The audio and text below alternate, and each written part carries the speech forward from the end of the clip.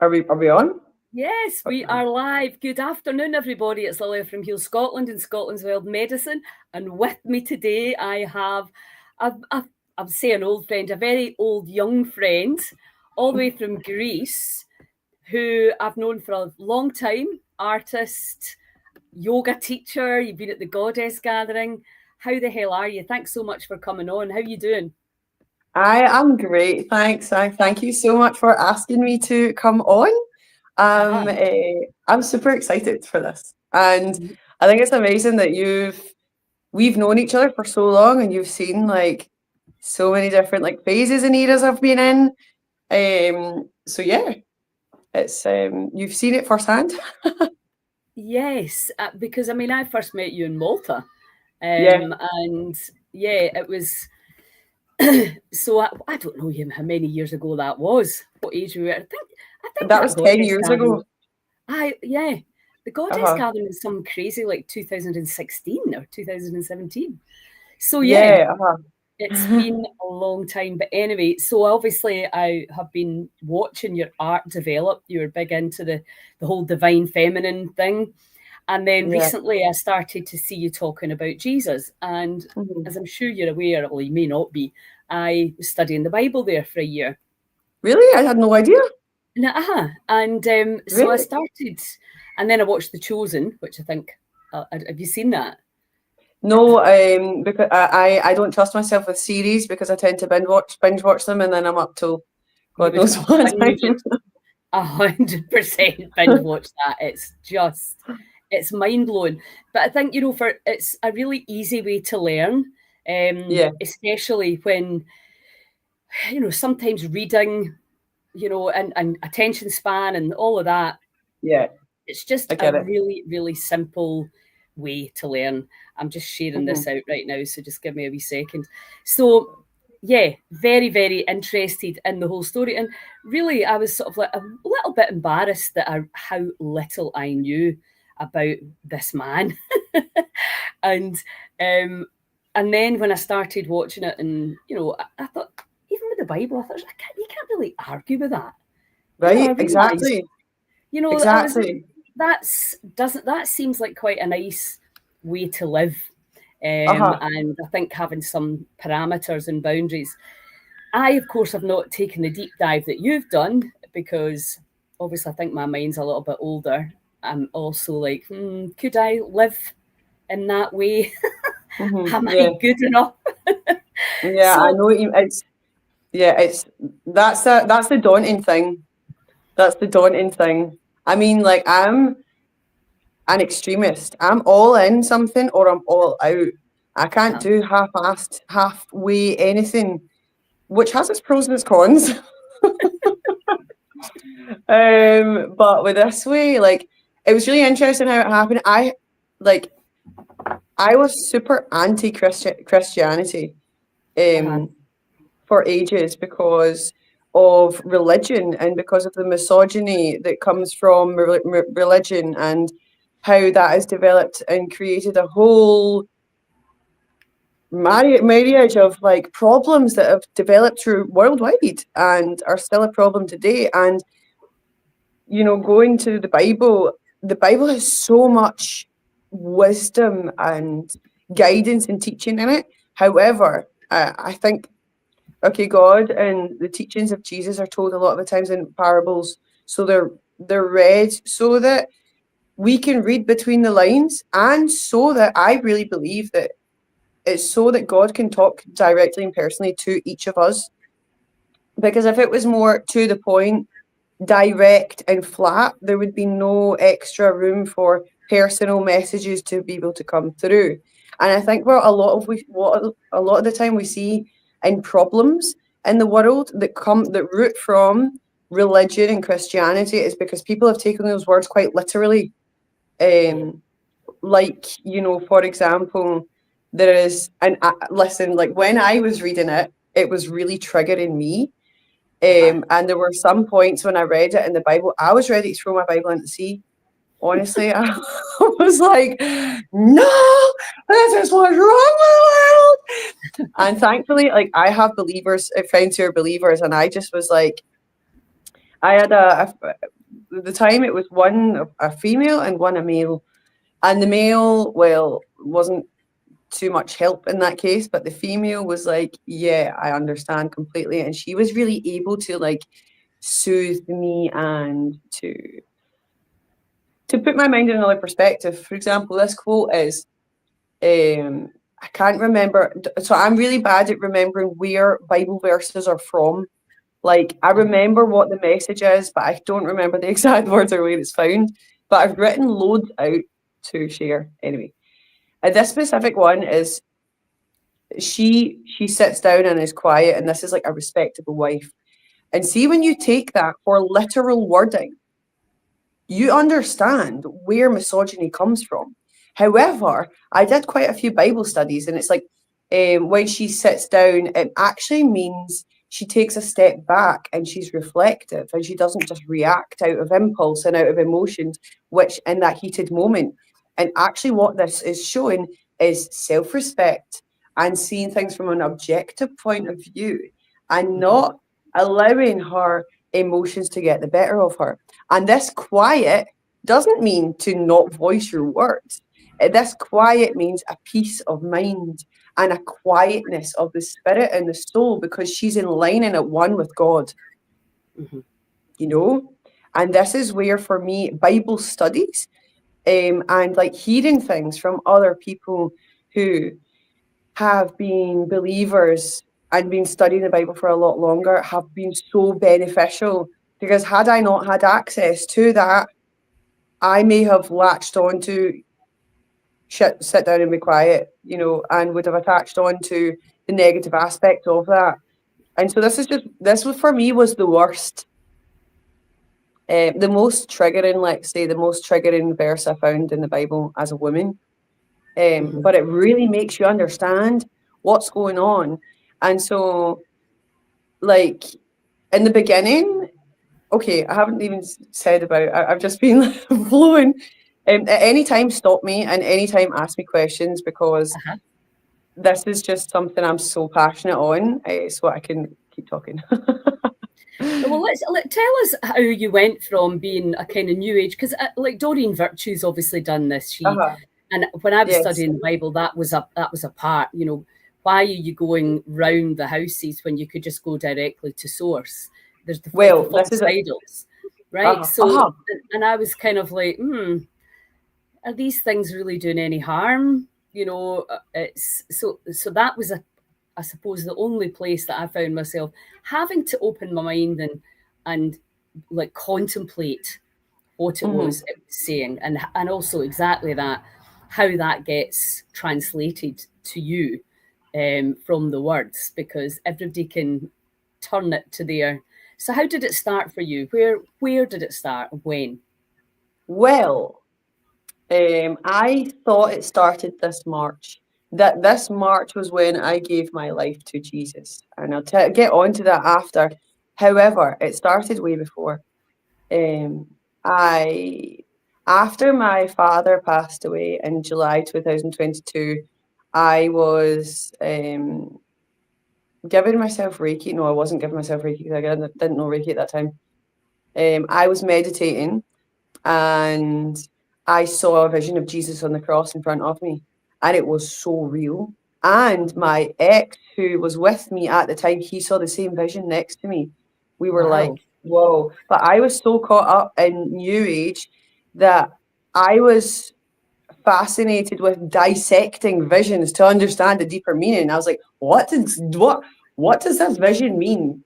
Like, I was so lost. For one, because the grief from my dad. For two, all the brainwashing and conditioning from New Age, all these false teachers, all these false things. And there's so much. This is a whole other point of why we fall into these things. So, and also as well, I had far too much pain inside of me related to men to be able to receive the love of Jesus, who is a man. But that was really when, so that happened twice where I saw a really vivid image of him right there, and then a dream as well. And now I look back, and that was definitely when God really started to do his work in me and to unpick everything. And it was since then, no, yoga naturally started to fall away. Like I just had no desire to practice yoga. Um, but I got more into tarot. And this is the thing. So like really the closer we get to God, the closer the dark will attack. Okay, because if we really look at this world and what's going on, it's a spiritual war that's going on, good and evil, God and the devil, and every time. So, and the devil really, the enemy really likes to keep us trapped, and it seduces us. It floods us with pleasure, with dopamine, with all of these seductive things to keep us, and addictions to keep us trapped. And these are addictions that we might not even be aware of. Obviously, now in this day and age, we're all aware of the addiction of our phones and social media and stuff. But there's the obvious more addictions like drugs and alcohol and gambling and pornography and all these things like this. But there are so many other oblivious addictions, like not so obvious ones, like validation, seeking external validation, like oh, I'm not going to get into it because I could be here for ages right now. But these are all things where the devil puts all these things to us on the plate. And it's different for each of us because each of our weaknesses are different. Each of our desires are different. And so this is the thing, like God knows a plan for our life and puts these desires in our hearts. And the enemy also knows this. However, God's way and God's plan is going to take us patience and perseverance and time. And none of us are really, most of us want things now and quickly and conveniently and easily. So we fall into the traps that seem so seductive and so too good to be true because that's so what we want and it's everything we want. So we believe it's this sign that wow, God's given us a sign. We don't realize we are falling right into a trap. So this is what happened with me was when God started to do the work in me. And then that's when I started to get into tarot because things were changing in my life and things were changing inside of me. And it was bringing about this feeling of like discomfort. And so I was searching to this feeling of discomfort was testing me on having trust in God and patience and surrendering in the unknown. And that made me super uncomfortable. My ego didn't like it. My pride didn't like it. Nothing liked it in me. So I wanted control. I wanted to know. So I went for the tarot deck to get my control and my answers to know what was coming. And, and this is where people think tarot is so innocent, by the way. So for those of you who are tuned in online, since I've been a child, had a view into the supernatural realm. And now I understand. Now I understand why I've been given this gift. And it's now because I can see what powers and demons are operating behind certain things. And it's so interesting because in the Bible, it says it warns against any divination tools. And there's so many. So, like, when you talk to other people, they're like, oh, yeah, but tarot's something else. But this is fine. And I'm like, actually, it's the same. It's the same demons, just in different disguises. Anyway, I'm kind of like modeling the story up. I'll try and keep it on one direction. So this was how tarot interfered in the process, let's say. And then it was the time where also because I'd given up yoga, and that's when I started, it was dance that started to take over. And I believed that this was also safe, but it was in the way in which I was dancing. It was really opening, activating Kundalini energy, which I always believed to be a good thing. I'll get onto that later because that's a wild one. That's crazy. I was just shown the truth of that a couple of days ago and it blew my mind. It horrified me. Anyway, so then bit by bit, things were just falling away, and no matter how much I was trying, I was running around like a crazy person. I'd left my art to the side because I was like, okay, my art's not selling in Greece right now. But that was just simply because I didn't have patience. I didn't have trust. And I wanted immediate, quick results. So yoga, massage, tarot readings, face and body paintings at festivals and parties were my quick, instantaneous results, giving me validation, giving me that quick source of income. But now I didn't realise this. By me going back into that was me saying I was clinging on to my old life that God was trying to crucify.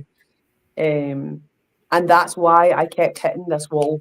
No matter how hard I tried, how hard I prayed, how hard I manifested, how hard the ego, tried, nothing worked. Relationships collapsed, one disaster after another, and everything, right? And I was just praying for truth and clarity. I was like, God, I know I'm going wrong somewhere, and I don't know where. I don't know what I'm doing, and I feel like a failure in everything I do. Help me. And I knew I was going to start getting emotional at some point during this. And I just felt like I was totally alone. I felt like, because I've been living here in this island for 3 years, and there's really not been very many people I've been able to connect with on a really deep level. A superficial level, yeah, plenty. A little bit deeper, yeah, also a lot. At a real deep, fundamental, core soul understanding level, no. And now I understand that God did this so that I wasn't easily manipulated into being thrown off course, because I already had so much to unlearn. And so after I prayed for help, God kept sending me one Christian after another. No joke. And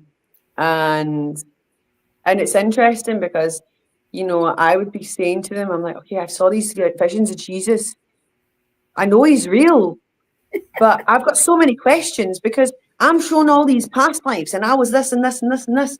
What's that? And they would all come at me really aggressively and be like, that's demonic. Sheer imagination. You're making it all up. And actually, they're right, but that was not the response I needed, and I'm really glad that they did do that with me too. Because now I look back and I see that they were not attacking me. They were so passionate and so wanted to help me. But anyway, with their approach, it sent me back in the other direction. And I was then going and doing all my mad rituals and thinking they were innocent. This is the thing. Every new age thing I was doing was all with the best of intentions. And this is where it gets really intricate, because even though we have the best intentions, even though we are praying to God without going to Jesus first, what God are we really praying to? And what demons and spirits and enemies are really picking up on this, because the spiritual world is very intelligent. And so it was really a war, like Christians were being brought to me, and then other not godly spirits and information and things were all coming to me. So it was just this big war and chaos that was going on for so long. And I was always falling back more towards dark side because that was my comfort zone. Christianity was not. So it was something that, like, I was I was really stubborn. And then I had a friend who came to my house to cat sit for me for a month. And she was a big believer. She's really strong in her faith. And she was the example of the perfect Christian, but also down to earth, loved a laugh, really real, really raw, really authentic, and honestly an angel. But like, would get up every day, read her Bible, and she was just like, and how she lived her life and how she treated everyone was just so inspiring. And I was like, so then it was me who started to talk to her about Jesus. And she was the first one who met me with compassion, with open-mindedness, with love, with forgiveness, with all the nice things. And I was just like, wow, I don't feel attacked. And I think just her presence alone did so much. And she's now to this day my best friend. Salome, I love you. I hope you're watching.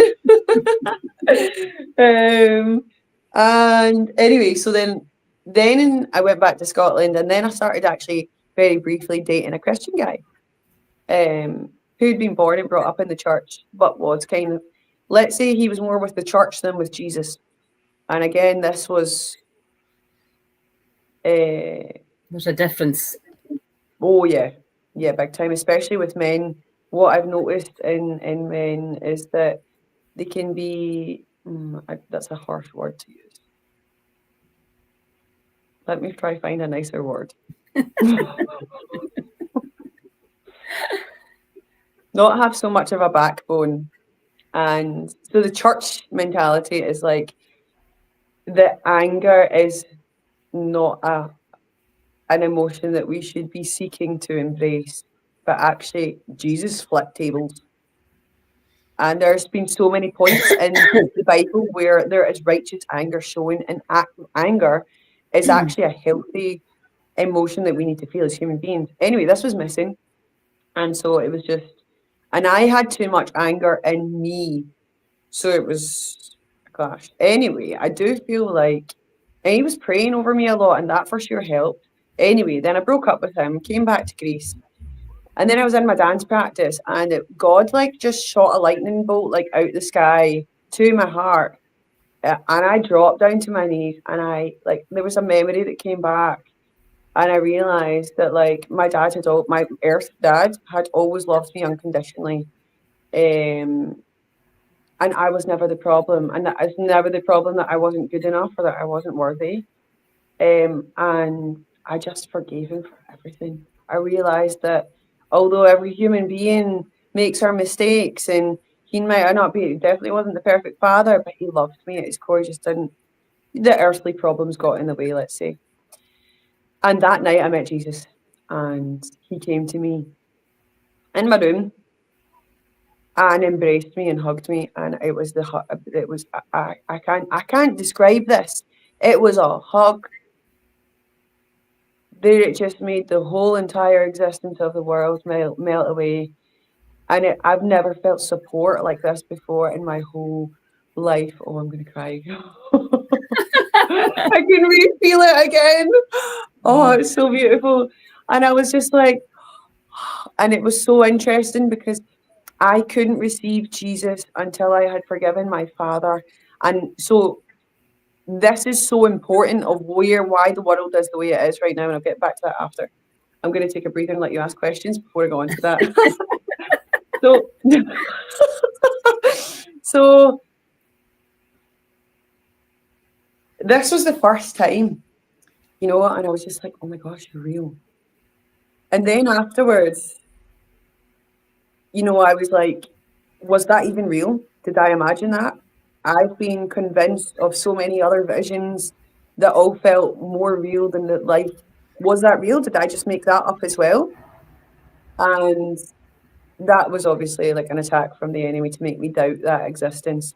Mm-hmm. But also as well, like I think it's quite in the beginning, well, I'm still in the beginning, but these are healthy questions to an extent because there is so much out there that is not true that seems true. Well, yeah, I think there's so many questions. Now, so let's just start what you said there. When you say he came to you, were you awake? Mm-hmm. Was it a dream? Yeah. Dorothy and Gillian are there enjoying this conversation and story. Thanks, guys, for tuning in. So tell us about that first, and then I'll go to my other 1 million questions I've got. Yeah, so I was awake. I was giving myself Reiki, and I felt this. I felt it first. I felt the presence of the Holy Spirit. Actually, there's a part of the story that I've not. No. Yeah, there's a part of the story I've not told you. Anyway, I felt now what I understand to be the presence of the Holy Spirit, and that feels like this washing of peace, and it feels like quite overwhelming. It's an overwhelmingness, and I don't know how to.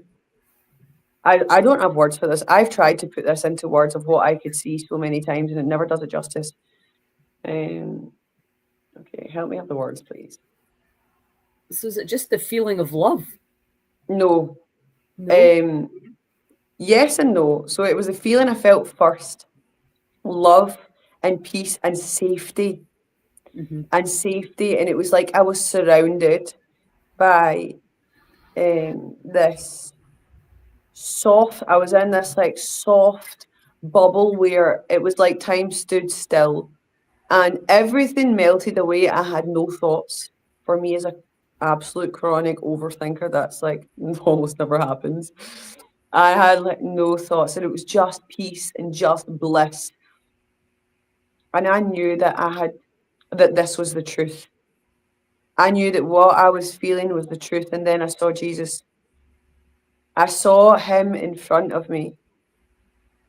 And then he was walking towards me and just put his arms round me. And when I felt his arms round me and like my head was like on his shoulder, I felt like I could finally breathe and finally let go, you know? And like, because so much of the time we're holding on, we're waiting for, we kind of got our defenses up, waiting for the next thing. And I felt like I can actually relax, I can actually surrender. Mm-hmm. And I think truly, I thought I had mastered the art of surrendering before, but that night I met Jesus. That's what true surrender was. I was like, whoa. Trust and surrender. Yeah.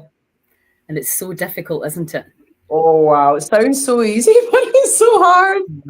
I know. And I think the faith is the thing. So let's just go back a little bit, because when you start to change your beliefs, because that's really what this is, Yeah. you start to, whether it's an awakening to the truth, which is maybe what this is, when you start to see things in a different way, and all the things that you'd wanted to believe in that were probably a bit fun, a bit of whatever, whatever it is you're doing, we've all done it. And then you start to realize, well, you want to walk this path, there's certain things that you need to let go of, things that you maybe Yeah. don't want to let go of. Yeah, exactly. For example, yoga. Do you Mhm. believe that Jesus says we're not to do yoga? So I have taken this to God multiple times Mm-hmm. because I remember loads of people have all told, loads of Christians have told me yoga was demonic, and I was like, a load of crap. And so I'm the type of person, like when I read the Bible, when people tell me something's a sin, I don't just believe them. I take it to God and I really ask for my own personal direct answers, because I'm not just going to believe something's a sin just because it's written somewhere like that. No, teach me, show me personally. And anyway, this was right at the very beginning in March, where I felt like I shouldn't be doing yoga anymore. But then I was questioning, and I was like, is this, have these feelings arisen because of what everyone else has told me? Where have these feelings actually come from? And I was kind of resistant. So then one day I was like, oh, screw this. I'm away to do yoga. I've been doing it for so many years. I've always felt amazing. How can taking care of your body be bad for you, right? And well, when I did it, bear in mind I had resisted doing it for about a month or so. So by the time I did it, at the time it felt like intoxicatingly good. Intoxicatingly good. It was like full of being flooded with peace and bliss and pleasure. And wow, I was like, these Christians are full of crap, really. And and then I started to like really have all these like body convulsions and shaking. And I was like, okay, there's probably just some trapped emotion making its way out, a psychosomatic body thing. And then I started to hear a lot of intrusive thoughts, and that were really dark and that were not like me. And then things got progressively darker throughout the day. Once the high had kind of was starting to wear off, then it started to come along with all these darker things. And then in the nighttime, I was really tormented a lot by demons. And I knew and understood that basically I had, through my yoga practice, I had reopened up portals in the spiritual realm which shouldn't have been opened. And that's where all this was coming through.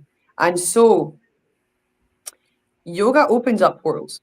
And but what I got a message that's like, if you do yoga just for the yoga, You don't know anything about chakras. You don't do anything about the pranayama to activate things. If it's just yoga on its own, you're safe. It's good. It's healthy. It's good for the body. Just keep it simple at that. It's when you start going deeper into it. And this is really interesting because it was just a few days ago. I was praying because I was involved in and participated in many cultural activities of their ascension to God practices and techniques and shamanism, everything like that. And basically, what I was shown was that God gifted every culture their own method of connecting with God in a safe way, right? Their own path. And then, because all these practices all originated before Jesus came. And so God knew that this was going to happen, and He gave every culture from every part of the world their own road to God. However, then the darkness infiltrated in and added on all these other things, which then, so this is the thing, these practices go to God. All these other add-ons divert it back to the enemy, back to the devil. And this for me was mind-blowing. I was like, oh, I get it, because it was, even after all this time, I was like, I refuse to believe that all of that is demonic. I just don't believe that. And so many Christians are like harping on about how everything that's not Christianity is demonic, and it just feels too far-fetched for me. And I needed clearer answers. So yeah, that was my answer I got. Interesting. And so how, I mean, to me, the way I kind of read it, because bearing in mind this, the words that are used are ancient, and they're, can sound really controlling. And I think that's what most people, particularly young people, think. No, I'm not getting told what to do. And I know my Bible teacher said that they walk a much narrower road than what I would walk, which is much wider with a bit more liberalism. Whether that's right or wrong, that's the way it is. Some people stick to the, some people like to go a bit off piste. And I've watched Russell Brand and his journey and the baptism as well. Have you been baptized? Yeah. Yeah. I haven't shared that yet, but I got baptized on the 9th of July.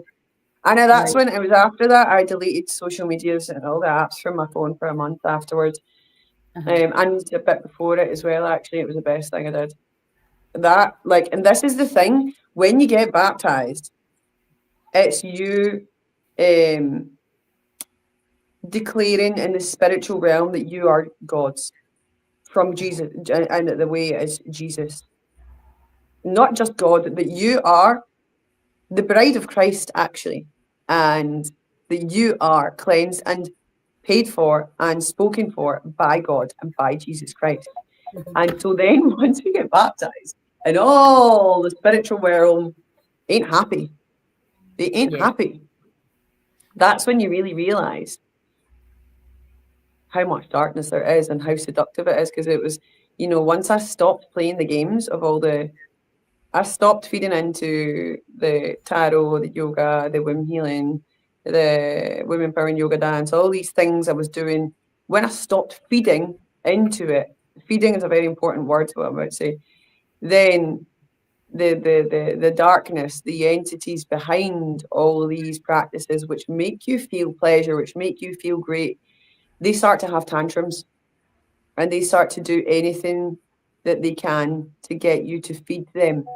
Because by you engaging in these practices, you are opening up portals, which is directly feeding these entities. And they want fed. They've been so used to you feeding them for so long that they're not happy when you deny them. So how long would you say it took you to go from resisting the rules, shall we say, or the understanding, to completely surrendering to it all? What do you mean? Like resisting the rules of Christianity, you mean? Yeah. To completely surrender. It's an ongoing thing. We will always be tempted. And this is part of the journey. We will always be tempted in this life. And as long, the moment that we think we've mastered something, we will be tempted. And this is what's really amazing about the humbling journey, the humbling aspect of your walk with God. The moment that you think you've mastered something, you and your ego, forget it. Prepare. All I'm going to say is the moment your ego thinks you've got the better of something, prepare. Yeah. There's a couple of Gillian's asking if you could say more about the Kundalini. Yes. Kundalini rising. So, yes, thanks. Thanks for bringing that up and for the reminder. So, I would, when I came back from Mexico, which bear in mind I had been engaging and participating in ayahuasca ceremonies, which that's also another big topic, but we'll stick to Kundalini for right now. But it plays a part with shamanism. It was really all about expressing, and ayahuasca really opens everything up. And again, that's actually really not safe either. But for me, it was really interlinked with Kundalini. That was really something that opened things a lot for me. And then afterwards, I came back to Scotland. It was in the pandemic, and I'd stopped doing yoga, and I'd created this yoga dance practice. And for me, the enemy disguised it to me as it's the harmony and the matrimony of the masculine and the feminine. Logically, everything makes sense. Now, what I see in the spiritual realm, I was unlocking frequencies because God made us all to have frequencies. And by engaging in these activities and actions and movements like Kundalini yoga and like more womb practices, everything to do with the hips, belly dance, and sensual opening practices, opens the Kundalini energy. And I was shown a vision the other day because I really wanted to dance, right? So, and I didn't understand why. It was about 6 weeks ago. Yeah, so about 6 weeks ago, no, maybe more, 6 to 8 weeks ago, I put on music and I got lost in dance. And I was about to start having full body orgasms, and this is a byproduct of Kundalini energy. And I knew that this was not of God, so I stopped it. And afterwards, Lilia, you can't imagine how tormented I was. There was I'm not going to mention the name because I don't want to accidentally manifest it, but one of the biggest demons in the right hand of Satan appeared in my room and was had his hands around my throat. Insane. And I wouldn't have believed this unless I had experienced it. Honestly, if someone else had told me this before, I wouldn't have believed it. Mm-hmm. And so God told me after that to stop dancing, but I didn't know. I didn't understand why. And so basically the way I had learned to dance over the last few years was activating this Kundalini energy. And so then it was just a few days ago, I was like, I really want to dance again. And I was like, I felt this rebellion in me. I was like, oh, don't tell me what to do. I've had enough. I want to dance. It's too much now. And then, sounding like a stubborn teenager. Don't tell me what to do. And then out of nowhere, I didn't even pray for it. I was shown that when we open up Kundalini energy, it's like a bell goes off in the spiritual realm. And what I was shown was imagine at school, a primary school, when the bell goes off and all the kids run outside for playtime. This is what happens in the spiritual realm when we open, we practice, and we engage in Kundalini activities. A bell goes off, signaling for loads of demons, not one, loads, a whole army of demons to come and to pleasure you, to give you these orgasms so that they feast off it and they drain your soul. That does sound very religious. Because this is the whole thing, isn't it? So it's are you not allowed to dance? No. So this is the thing, you are allowed to dance. Of course, dancing is good. It actually talks about in the Bible about singing and dancing, and that's a good thing. But just not in this specific way of working with the womb. And so that I don't have the answers for everything. I still need more answers on this, honestly. Like I'm not. I don't know everything. I know what I've been told and shown up until now. Uh-huh. Um, And how is this going down with your friends? well, most of them have stopped talking to me. No, that's a lie. That's a total. That's a lie. There have been. There's just a couple, honestly, that have stopped talking to me, and that's actually because they hold their own religious trauma from they were brought up in the church and they were traumatized by how the church is, which I don't blame them. I honestly don't blame them. So me following Jesus was just too triggering for them. So I understand. And it's got nothing to do with the Um, church. And it no, seems to but be being kind to other humans is probably the most important thing that you can do. exactly, Love your exactly. neighbour. Yeah, totally. And it's interesting because there's been a lot of people that have come out of the woodworks like, oh yeah, I met Jesus a few years ago, but blah blah blah, this, that, and the other. And there's other people that have just been like they're so curious. Even if they're not like ready, there's a lot of friends who are really supportive and they can see how much I've changed and how much of a better person that I've become. And that's Mm-hmm. enough for them to want to support me. Doesn't necessarily mean that they're going to adopt my way of being or my beliefs or whatever, but they just support me from seeing that it's helping me. And for me, I believe that this is really what it's all about. As much as I would love to everyone to experience the liberation and the freedom that I've experienced, I know that everyone's on their own journey at their own time, and Yeah. that I am not God. God is the only one that is God, and God's got everything figured out. We don't need to force and try and push. We just need to be living as an example. Yeah. So Dorothy's saying, do you believe in chakras? I believe in them, but I don't think we should be playing with them.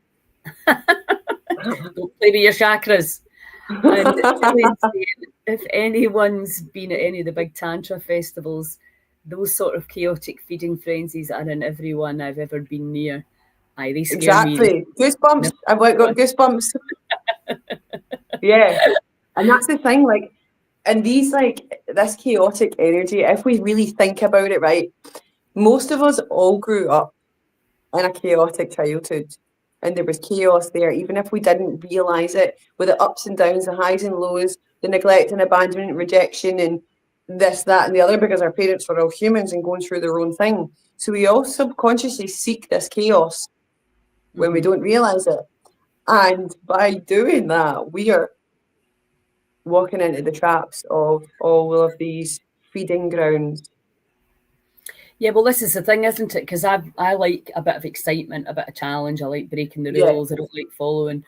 So Uh-huh. when and that's why I was like, no, I'm not getting baptized. I'm not going any further with this at Mm-hmm. this moment. Although there is a massive uprising in Christianity, Mm-hmm. and there's definitely more and more, and there's more and more people meeting Jesus. And I do believe it's a vibrational state Mm-hmm. when you get Yeah. into that vibrate. And very often it's like when you've had that dark night of the soul and you're actually asking, help me, Yeah. show me, Yeah. that people seem Yeah. to get whatever it is. Yeah. Interestingly, I was watching Terence Howard. He used to be a Jehovah's Witness for 25 years. And then he realised that not everything in the Bible was actually accurate. So that Mm-hmm. sent him on to a different. So there's so many debates that you can have This is around this is the sorry. book and, Mm-hmm. etc. And the kind of way we're meant to be living. Because I think exactly like what you said about that friend that helped you, if you're feel that you're, and this is the problem, you're being controlled, and if you don't, you'll go to the big fire Yeah. if you don't do this. And so it's Uh-huh. all about fear. It's all done with Uh-huh. fear and lack, Yeah. and it just sounds like a very, very boring way to live. That's what I thought That's back. religion. That's religion. Honestly, that's religion. Yes. Honestly, I Now, totally understand you. but now that you're sort of everybody's seeking. There are very, very few people not seeking right now. We Mm-hmm. maybe don't know what we're seeking. We're seeking that connection. Exactly. And you said a key word, which I think is to feel safe. Who can you trust Exactly. nowadays? People are like, Exactly. it's so the safety and your own comfort and with the people that you know you can trust, which are usually your old friends and your family, not Mm-hmm. always, but and to feel that connection and that love. That's actually all anybody wants. And if that can be Exactly. found through a relationship with Jesus, then Exactly. what could be wrong with that? And it seems to me, from watching The Chosen, he didn't really care what you did, because Exactly. Doesn't care. he just allowed you to have your, Uh-huh. and allowed you to come to it in your own time. Exactly. And this is what people don't understand. Yeah, I'm so glad you brought that up. There's multiple things I want to respond to. But yeah, Jesus forgives us. Jesus knows that we are all going to continue to make mistakes. We obviously don't like want to try and do that, but we're human, we're going to do that. And that's why Jesus died on the cross, so that we would all be consistently forgiven, and like basically my pastor said a good thing the other day. It was like, we've heard this phrase of like shoot for the moon, aim for the moon, you'll land on the stars. It's the same thing. Aim for Jesus, and we're never going to live as good as Jesus. We can't.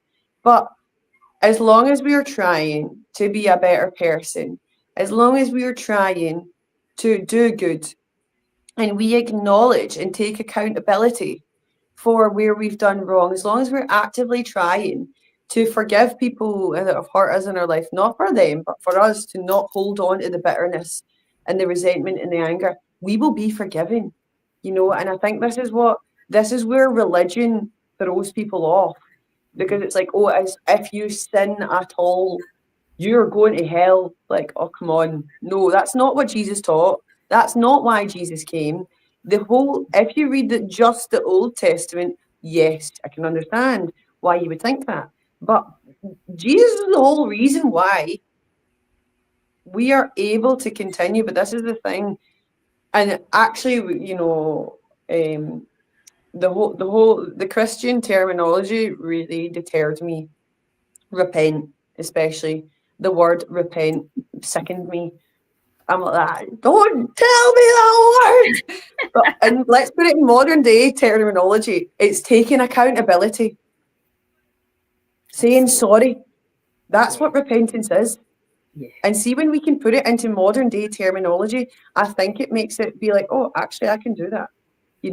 When we use Christian terminology and biblical terminology, it makes it seem something so far and cut off from us that it's unreachable, and that it's um it's in this religious system, and that's the part that really repulses me. Still, I'm not religious. I'm a follower of Jesus.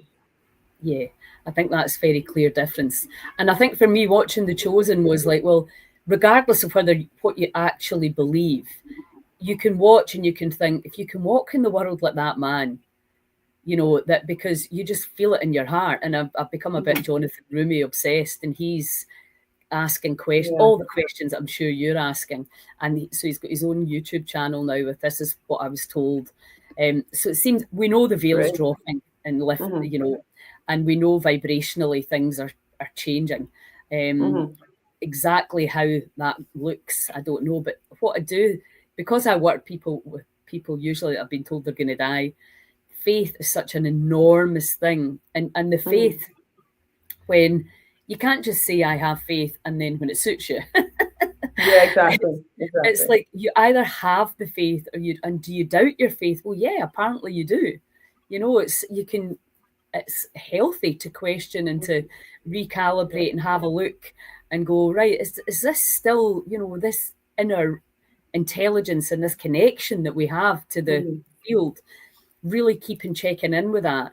And, for me, like, so say somebody tells you you're going to die, your body's done, and you believe that, and you don't go up there to pray and to, explore, let's say, and to ask for help, then that will be and I think nowadays with healing, we're really missing out on a huge, huge, phenomenal help by not looking to the higher power, regardless of what you call that higher power. Totally. I totally agree.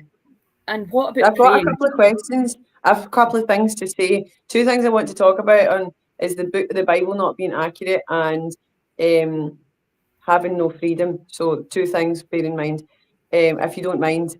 So the point of like Christianity says that I'm not getting baptized because there's no freedom in it. No, I didn't I say that. understand. I said Not I'm not. no freedom. No, I said What were the words you used?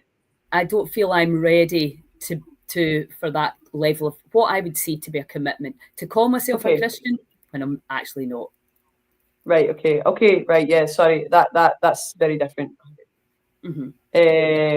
I heard something different. So, but maybe what I heard was what was needing to be said for someone who's listening.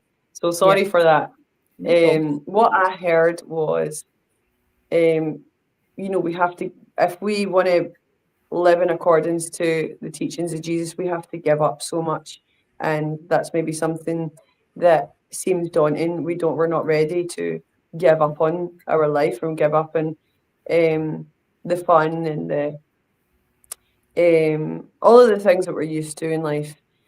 And the challenges. So the point of challenges is like when we surrender to God, God puts us on challenges. Trust me, we get given challenges.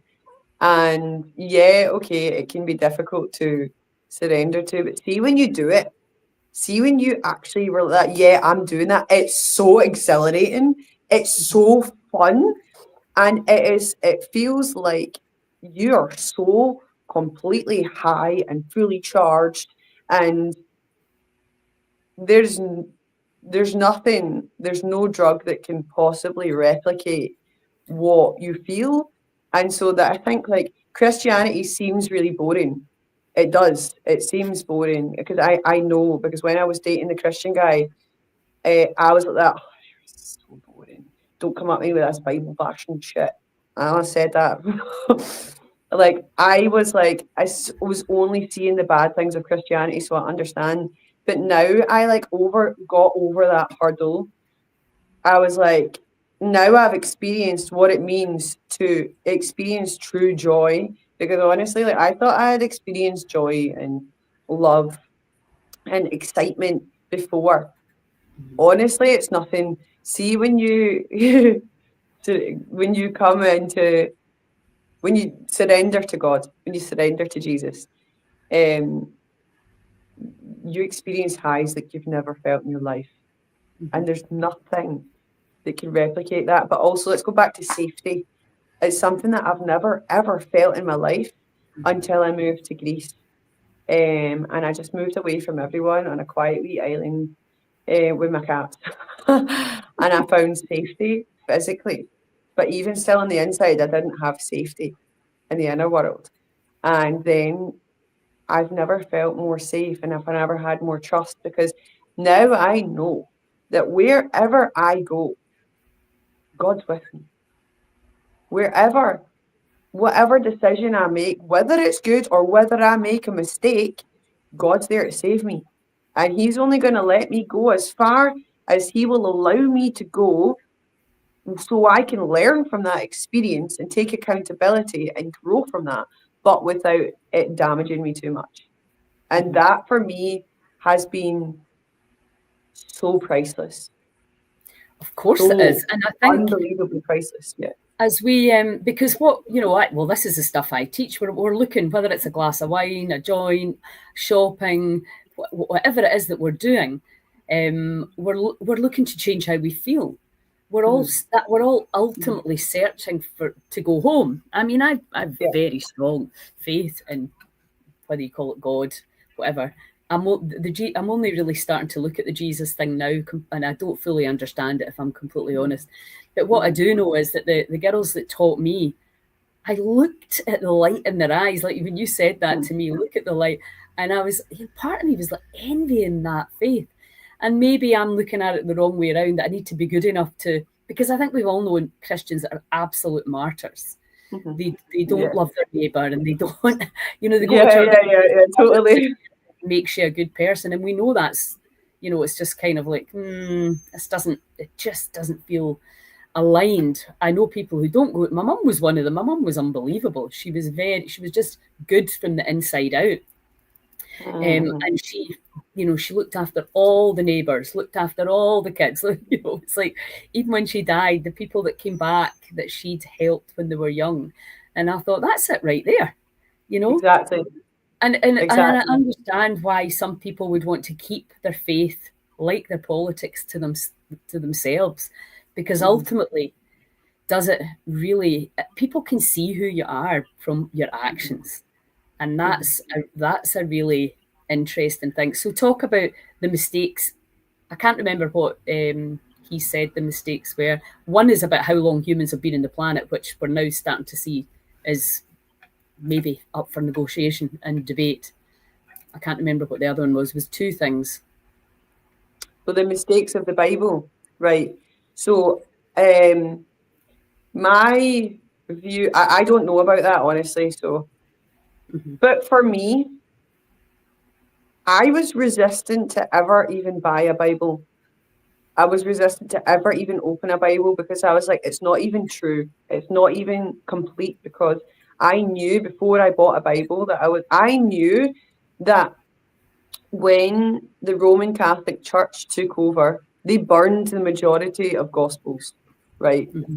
And they cherry that the Roman Catholic Church, which by the way, they're the ones who crucified Jesus. They are the ones who are responsible for the misogyny and the patriarchal system, which the negative aspect of it, they are the ones who cherry picked the gospels which suited them the most and Mm-hmm.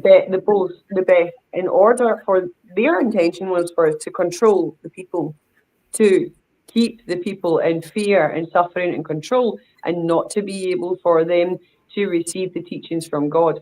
Obviously, you still can because God's word is alive and it speaks to us all individually. So for me, the Bible is not the full, complete truth Mm-hmm. because loads of the Gospels were burned. However, um, and so like also this was at the time when we'll also look at the time frame 2,000 years ago. Women had no rights. And Mary Magdalene was taught to read and write, and she had her own Gospels, which actually you can find them.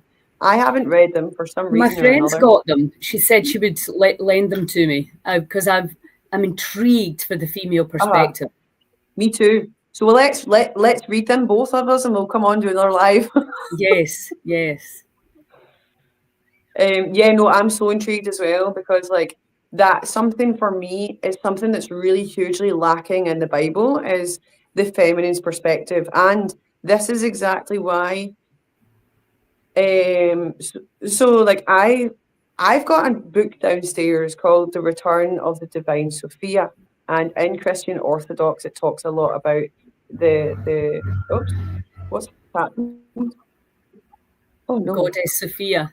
hang on. Sorry, I was getting a phone call there. And it shut off. Sorry about that. Well, it's throwing me. Sophia. Yeah, thanks.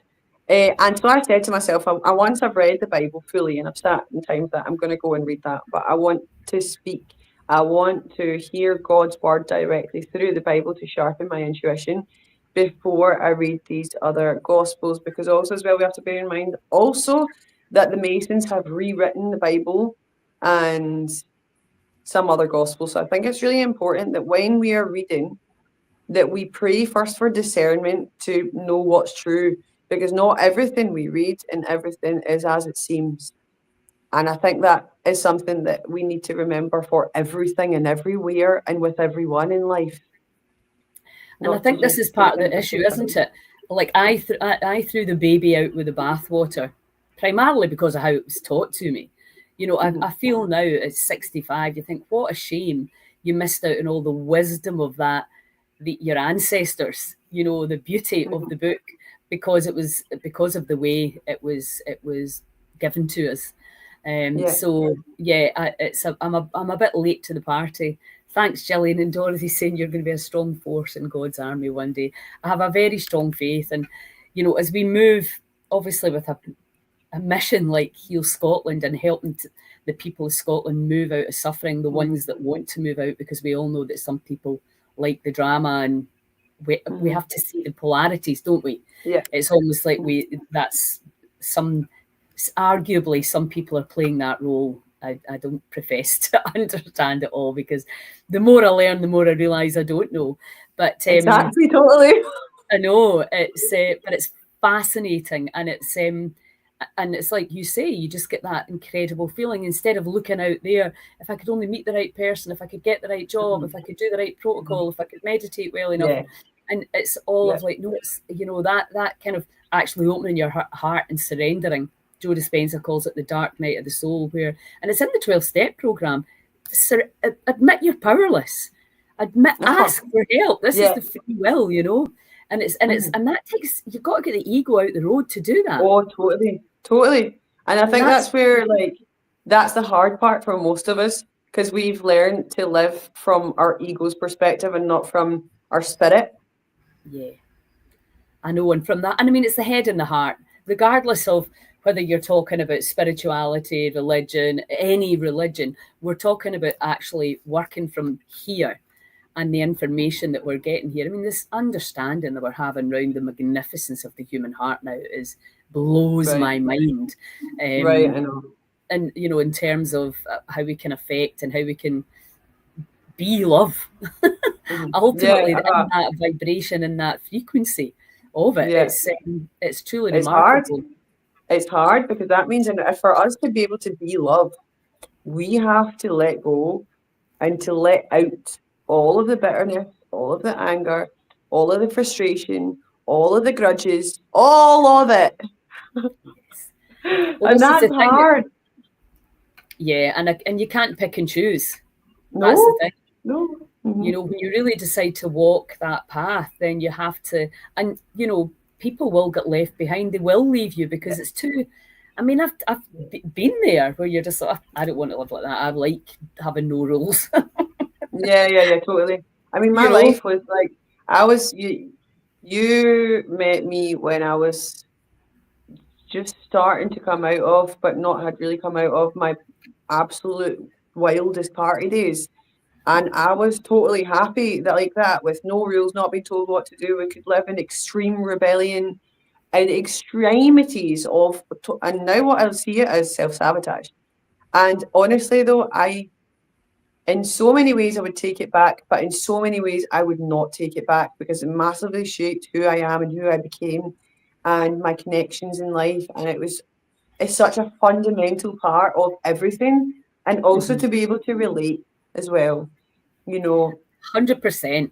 Because if we're saying, look, there's another way to be, if you can open your heart, if you can have faith in something, whatever that is, then it has to be from a genuine place of wanting people to feel what you feel. And I know when I was in Sedona learning to let go, and I had that hugely profound experience of ecstasy, which sounds very similar to because I just let go of all the bullshit that I've been carrying and learned.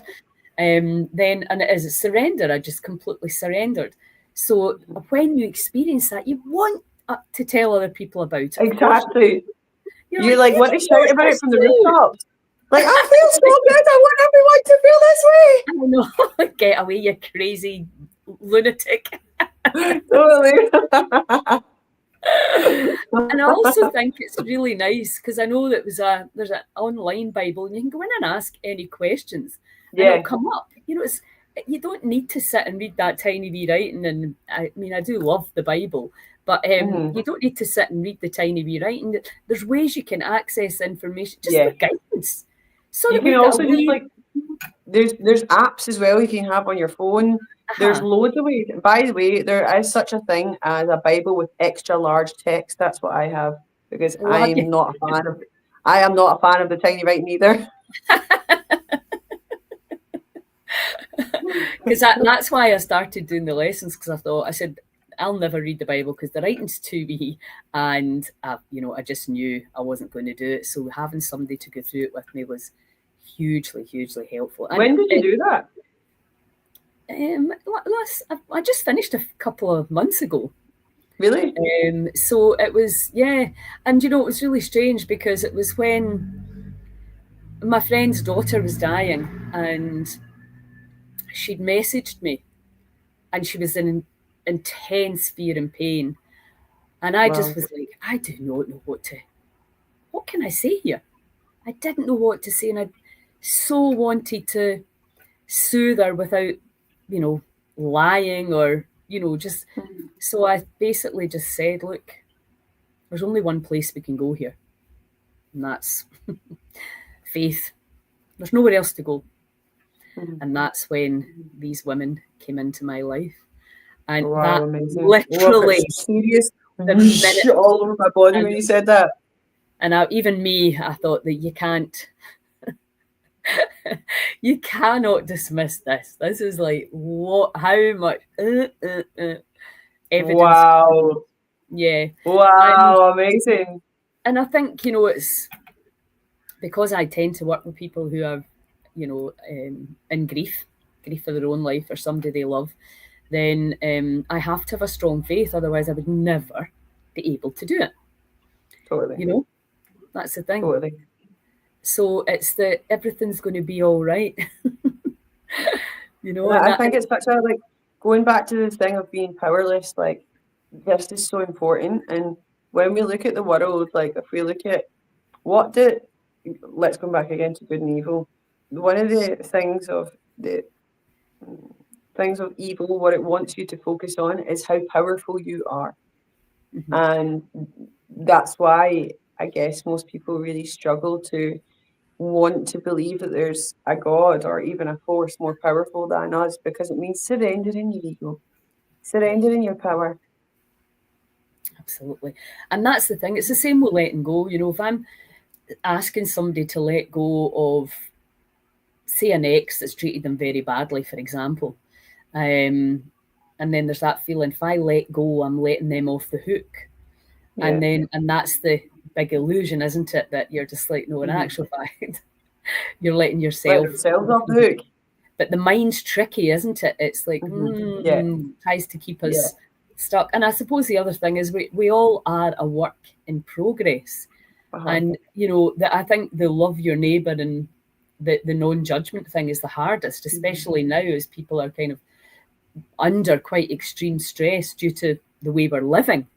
I mean, it's obvious things have to change. We're not living in a Yeah. way that Totally. serves us.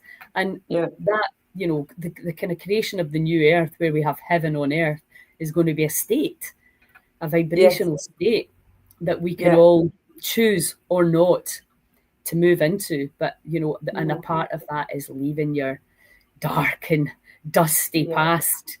behind and opening the mind and going, well, what if, what Mhm. if there was something here? If there was, if we could ascend into these different Mhm. states, Mhm. it's certainly a very, very phenomenally fascinating conversation. And Mhm. if I would highly recommend you watch The Chosen, it's phenomenal. And of Well, course, by John the for those. and Mark, what's that actor, Mark? They set up the prayer app because Oh, again, it's cool. about communication. Creating the relationship, and and I did think to myself, it seems a wee bit wrong to just go there when the chips are all but down. You really should be working with that relationship daily. And I think that's what prayer is. That's what intention is. That's what ask and you will receive. It's all the same Mhm. stuff with different language, isn't it? Yeah. Yeah. The thing is, though, like even if we have a break, let's say there's a period where we can't pray, we kind of ignore God, we don't want to open the Bible, and we think like, oh my gosh, God's going to be so angry with me for running away, for ignoring him. Honestly, like, but then when we do go back, when we do pray, God's just there, like, with loving embrace. Hmm. And this is the thing, like, this is something that I found it really difficult to believe, honestly, in the beginning. Before I felt God's love. So, like, when I told you about the first meeting with Jesus, when I felt love, that wasn't God's love. God's love is even more profound than that. And that God's love is what I experienced when I painted this. Um, Ah, can you turn it around so and we can see it? yeah, wait, no, let's see. Can I turn the actual camera around? I don't think so. I'm gonna have to do it like this. Where am I? So this is called She Has Patience, and this was like representing. I had like multiple breakdowns doing this, by the way, because I was trying to do it in my way, in my strength, and my ego would want to take right over, and God is not having any of it. So this is why I felt she has patience, because I had to really be taught patience, and it was hard. But Thy like here, will, this not kind of my will. yeah, exactly. And this looks like waves here, and this is like, God. When we have patience, when we surrender, God like gently like wipes away everything, like He's wiping away your tears, And this like is representing like all these layers. Let's say the more deeper layers of the subconscious, all being left away, like washed away and peeled away and taken away from all what the ego wants, how we think we are working on our time frame and time structure. And then finally, when we allow ourselves to be rained on by God, and that's what it feels like. It feels like you're being rained on by a warm, sweet oil, which just so like mesmerizing. Then it really takes you to the center of the heart, and the spirit, where you realize that actually all of this was totally necessary in order to get there. And this is the thing, like, because in life we think that we this process is necessary, because if everyone just received everything like that, you wouldn't appreciate it so much. No, The fact definitely that not. there's a struggle and a process behind it makes you love it. And once you experience God's love like that, I experienced that about a month after my baptism. You realize that nothing in the world can possibly compare. Yeah, amazing. Gillian's put something great here. God isn't within the restrictions of linear time, so we can take years of time fanning around and it'll be nothing to go. Exactly. And I think this is the thing, isn't it? The two biggest fears are time and death. It's like, Yeah. oh, what have I done with it? It's just like, I know that. I mean, I was crazy, like you, total party animal, and did lots of things that, on reflection weren't great. But that's just what happened. That's how it was at the time. Yeah. And now Yeah. you can, at this ripe old age, post menopause, you can reflect and, hopefully do a wee bit more good than chaos. So good for you getting onto that long before I did. But I do believe we're just in a time now, right? This time on earth has been, in lots of different traditions that's been predicted that there's this massive shift. And certainly there's people coming out all over the place about seeing Jesus. And so I need to see if I can put in a wee request for a private meeting. No, that's just another thing, by the way. So whoever, so something that it talks about that I was really resistant to do this is praying and fasting. Fasting was never really something that I wanted to get into, because I have a history with eating disorder, so it was like, that's a bit risky. But I've managed to find a safe way to do it for me, just fast for 24 hours. I see when I pray during that time, like miracles happen. So anytime, even if you post this, anytime, anyone who sees this, if you have a prayer request, please send it to me. And when I'm doing my praying and fasting days, I will pray for you, and maybe other times as well. So I love doing it. I'm not asking for anything for it. Just send your prayer requests in and I'll get praying for you. Yeah. Well, I think that's a lovely place to end, because we have been going on now for an hour and 15. So, and it's a never-ending subject and topic, isn't it? And it's a journey, as we know, a journey, but a journey into love, where life, where suffering dissolves, and that's really, I think, what everybody's looking for. So, thank you, my darling. It's so lovely. Can I add one thing at the end? So if I would like to say, for anyone watching this in the future, whatever point that may be, if you think that you've done too much wrong, that you can't possibly come and seek help from God, just remember that there are so many people who have committed mass murders and paedophilia and all sorts of horrific crimes, who have found Jesus in Christ in prison after they've been condemned for their sins. And so there's literally no sin that's too big for Jesus to be able to forgive you.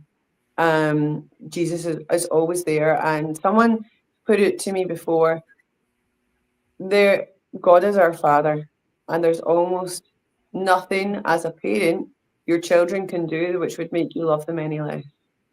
Yeah, and I think that's absolutely the person we need the forgiveness most is from ourselves. Totally. You know, I was watching a video the other night of a guy who'd drunk driven into 7 kids and killed 3 of them, and and it was the 3 from the same family, and the father came to meet him in the jail to forgive him, and everybody was sort of like, wow. And he was just so, imagine having to face the father of the children that you can't take it back. There's nothing you can do. What can you do except repent, I suppose, is it's just like say you are sorry, but people know when you mean it, when you're so sorry. Yeah. You know. So thanks, Gillian. Saying thanks so much to both you and Dorothy for joining me in the comments. This was actually an answer to prayer for me today. That's lovely. She's loved it. Thanks, Dorothy. Great, I'm happy. Yeah, so thank you, darling, and shout me up the next time you're in Scotland, okay? Will do, for sure, and good luck with the retreat, the festival that's coming up. Yeah. I hope it goes amazing. I know, it will do. Thank you so much. Bye. Love. Lots of love. Bye. Thanks, everyone.